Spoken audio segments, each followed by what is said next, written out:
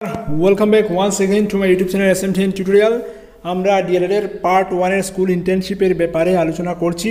তো স্কুল ইন্টার্নশিপে কি কি করতে হবে প্রথম দিন আমরা বলে দিয়েছিলাম, তারপর সেকেন্ড ডেতে আমরা বলে দিয়েছিলাম কিভাবে ডায়েরি লিখতে হবে সেটা দেখিয়ে দিয়েছিলাম ফরম্যাট অনুযায়ী।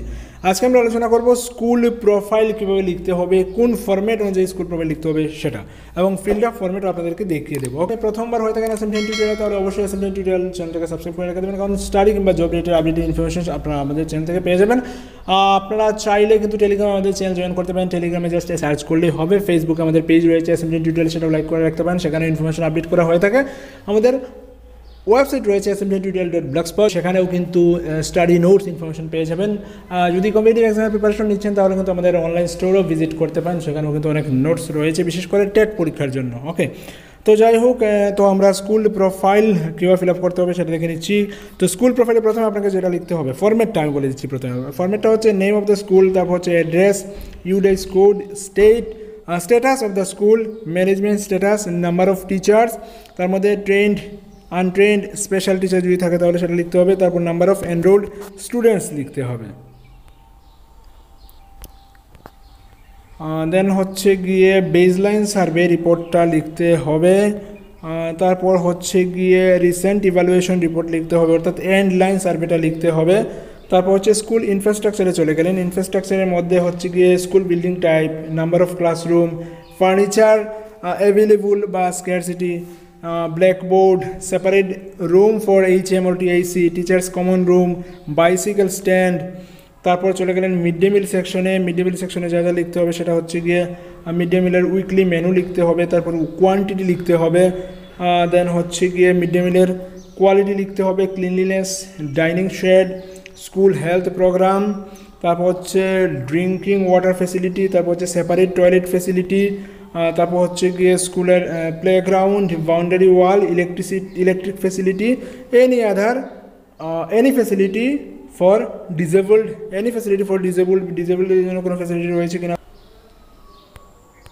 তারপর হচ্ছে গিয়ে প্রায় শেষ, এনি আদার কমেন্ট, যদি অন্য কোনো কমেন্ট থাকে তাহলে সেটা, এবং নিচে ট্রেনিং টিচারের সিগনেচার দিয়ে দিতে হবে। তো এই হচ্ছে গিয়ে ফরম্যাট। ওকে, এই ফরম্যাটগুলোকে কিন্তু ফিল আপ করতে হবে এবং এই ফরম্যাট অনুযায়ী আপনাকে তৈরি করতে হবে সেটা, এবং ফরম্যাটে কী কী লিখতে হবে সেটা অনেকেই আন্দাজ করে নিয়েছেন। যারা আন্দাজ করে নিয়েছেন ভেরি গুড। যারা বুঝতে পারছে না কী লিখতে হবে তাহলে তাদের জন্য আমি বলে দিচ্ছি সেই ফরম্যাট অনুযায়ী আপনাদের কী কী লিখতে হবে। ওকে, প্রথম যেটা বলা হচ্ছে সেটা হচ্ছে নেম অফ দ্য স্কুল, তো আপনি স্কুলের নামটা লিখে নেবেন। তারপর হচ্ছে অ্যাড্রেস, স্কুলের অ্যাড্রেসটা কোথায় রয়েছে লিখে নেবেন। যেমন এখানে নেম অফ দ্য স্কুল লেখা আছে ভগবাননগর হাই স্কুল, তারপর স্কুলের অ্যাড্রেসটা হচ্ছে ভগবাননগর, কৈলাসহর, ঊনকোটি, ত্রিপুরা। তারপর স্কুলের একটা ইউডাইস কোড থাকে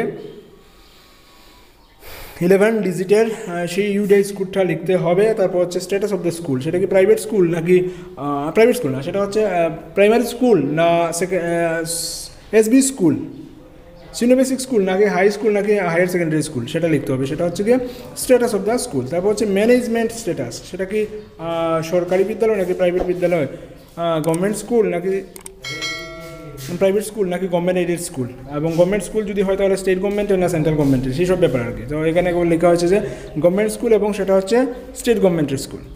তারপর হচ্ছে number of teachers, number of টিচার্সটা লিখতে হবে। ওকে, নাম্বার অফ টিচার্স কত লেখা আছে, 10 জন লেখা আছে, এবং 10 জনের ব্রেকিংস দেওয়া হয়েছে। GT 4 জন রয়েছেন, AT 3 জন রয়েছেন, UGT 1 জন রয়েছেন, এবং CT 2 জন রয়েছেন। তো ট্রেন্ড টিচার তার মধ্যে কয়জন, 7 জন রয়েছেন। ট্রেন্ড টিচার, আনট্রেন্ড টিচার রয়েছেন 3 জন।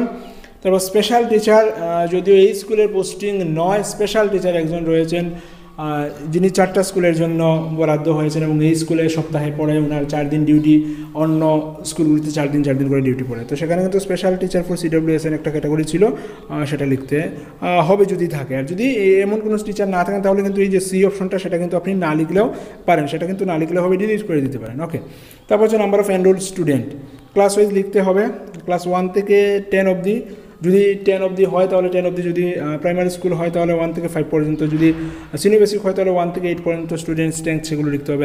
HS স্কুল হলে কিন্তু 12 পর্যন্ত যতজন রয়েছে সবগুলো লিখতে হবে। তো বয়েজ গার্লস টোটাল করে লিখে দেবেন। তারপর হচ্ছে সেটা কিন্তু রয়েছে ফরম্যাটে, অনেকে আবার সেটা বলেন না দিলেও চলে, অনেকে বলেন দিতে হবে।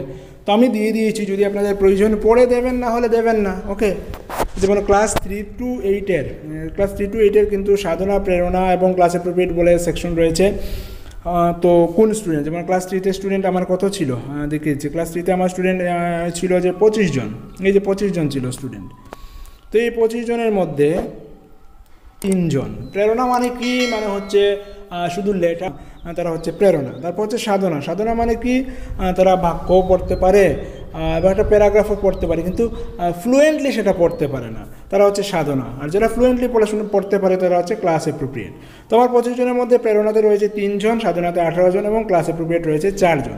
সেটা হচ্ছে বেস লাইন লেভেলে, অর্থাৎ প্রাথমিক যখন সার্ভে হয়েছিল ক্লাসের শুরুতে তখনের রিপোর্ট এটা। বেসলাইন সার্ভে লিখে দেবেন। তারপর হচ্ছে এন্ড লাইন সার্ভে রিপোর্ট, যেমন এন্ড লাইন সার্ভেতে আমার দেখুন যে প্রথমে ছিল 3 জন প্রেরণাতে, এখন প্রেরণাতে রয়েছে 1 জন, সাধনাতে রয়েছে 10 জন এবং ক্লাস অ্যাপ্রোপ্রিয়েটে আগে ছিল 4 জন, এখন 14 জন হয়ে গেছে। ওকে, টোটাল আমার 25 জন। তো এই হিসেবগুলো এখানে দিতে হবে, রিসেন্ট ইভ্যালুয়েশন রিপোর্ট বা এন্ড লাইন সার্ভে রিপোর্টটা। সেটা আপনার সুপারভাইজারকে জিজ্ঞেস করে নেবেন দিতে হবে কিনা, যদি বলেন দিতে হবে তাহলে এইভাবে দেবেন, আর যদি বলে যে না দিলেও চলবে দেন ইটস ওকে, না দিলেও চলবে। ওকে, নেক্সট হচ্ছে ইনফ্রাস্ট্রাকচারের মধ্যে স্কুল বিল্ডিং টাইপ, সেটা হচ্ছে পাক্কা বিল্ডিং রয়েছে। নাম্বার অফ ক্লাসরুম, সেটা এখানে লেখা হয়নি, নাম্বার অফ ক্লাসরুম 10টা হলে 10টা, 12টা হলে 12টা, যে কয়টা থাকে এটা লিখতে হবে। ফার্নিচার অ্যাভেলেবল, উপযুক্ত যে ছাত্র অনুযায়ী ফার্নিচার সব রয়েছে কিনা, বা কোনো গ্যাপ রয়েছে কিনা যে ফার্নিচার অ্যাভেলেবল না, যদি অ্যাভেলেবল হয় তাহলে লিখতে হবে যে অ্যাভেলেবল, আর যদি বলে যে ফার্নিচারের অভাব রয়েছে তাহলে লিখতে হবে যে ফার্নিচারের অভাব রয়েছে। ওকে, সেটা এখানে লিখে দিতে হবে। তারপর হচ্ছে ব্ল্যাকবোর্ড, স্কুলে ব্ল্যাকবোর্ড রয়েছে কিনা, তো blackboard is available in each classroom, প্রত্যেক ক্লাসরুমে কিন্তু ব্ল্যাকবোর্ড রয়েছে। আর একটা কথা বলি, এই যে ফর্ম্যাটটা কিন্তু ইংরেজিতে দেওয়া আছে, এবং আপনারা যে ফিল করবেন ইনফরমেশনগুলো দেবেন সেগুলো কিন্তু চাইলে আপনারা বাংলাতেও দিতে পারেন, ইংলিশেও দিতে পারেন। এখানে কিন্তু ইংরেজিতে দেওয়া আছে, চাইলে কিন্তু আপনাদের বাংলায় যদি মনে হয় যে বাংলাতে আমি ভালো লিখতে পারবো তাহলে বাংলাতেও দিতে পারেন, সেটা কোনো কিন্তু বাধ্যবাধকতা নেই ত্রিপুরার ক্ষেত্রে।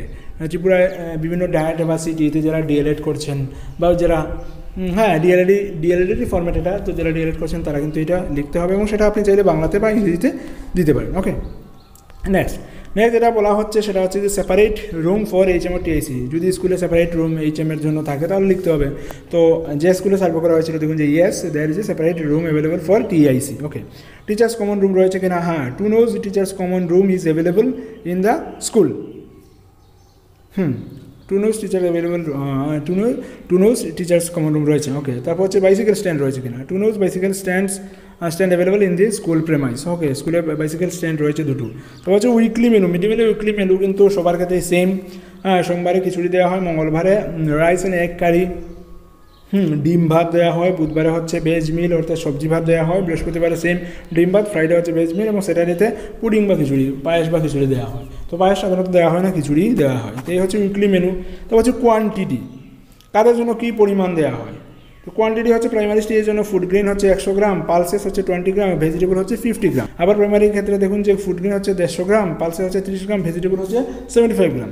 তো এখানে কিন্তু ক্যালোরি ভ্যালু চাইলে আপনারা দিতে পারেন, না দিলেও চলবে। ক্যালোরি ভ্যালু যদি দিতে চান তাহলে কিন্তু চাইলে ক্যালোরি ভ্যালু দিতে পারবেন, স্কুলে যে মেনু রয়েছে ওইখান থেকে কিন্তু আপনারা নিতে পারেন, নিয়ে সেই ইনফরমেশনগুলো ফিল করে দিতে পারেন, কোনো অসুবিধা নেই। ওকে, নেক্সট যেটা হচ্ছে সেটা হচ্ছে কোয়ালিটি। এমডিএমের কোয়ালিটি কীভাবে হয়, মধ্যাহ্ন ভোজন যে হয় সেটা কোয়ালিটি কী। তো prepared meal is good as per the MDM norm, ভালো হলে ভালো, যদি মনে হয় যে কোয়ালিটি ঠিকঠাক না তাহলে লিখে দেবেন এটা আপনারা। ক্লিনলিনেস, পরিষ্কার পরিচ্ছন্ন আছে কিনা, school premise including MDM kitchen is clean and clear, পরিষ্কার আছে। Dining shed, there is no dining shed for serving hot cooked meal in the school premise, সেখানে কিন্তু কোনো ডাইনিং হল নেই, ডাইনিং শেড নেই কিন্তু বাচ্চাদের খাওয়ানোর জন্য, যে স্কুলে সার্ভে করা হয়েছিল সেটা, অর্থাৎ যে স্কুলে আপনার ইন্টার্নশিপ করেছেন সেটা। তো আপনি যে স্কুলে পড়বেন হয়তো ডাইনিং হল থাকবে, যদি থাকে তাহলে তো লিখে দেবেন আছে। তো হচ্ছে স্কুল হেলথ প্রোগ্রাম, সেখানে কিন্তু লেখা হয়নি।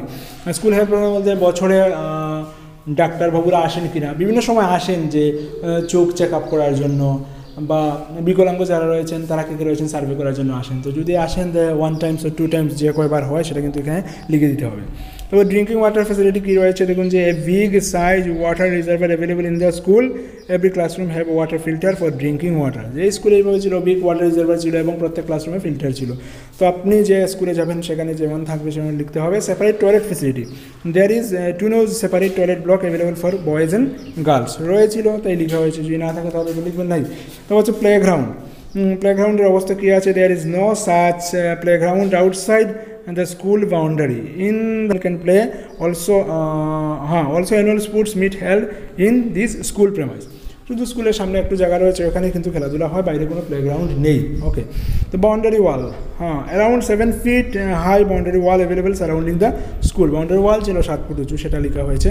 Electric facility available in the school, every classroom have 4 nose ceiling fan with 4 nose LED tube light, যেমন ছিল এমন লেখা হয়েছে। এনি ফ্যাসিলিটি ফর ডিজেবলের জন্য কোনো ফ্যাসিলিটি আছে কিনা। Special teaching room including special teacher বা special educator is available for CWSN students but no CWSN friendly toilet available.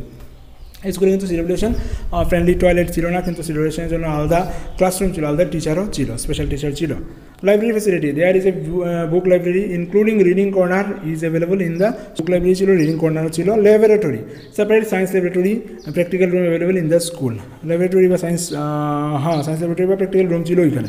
Conference hall, there is no separate conference hall available in the school for various activities program held on selected classrooms which is not appropriate for such program.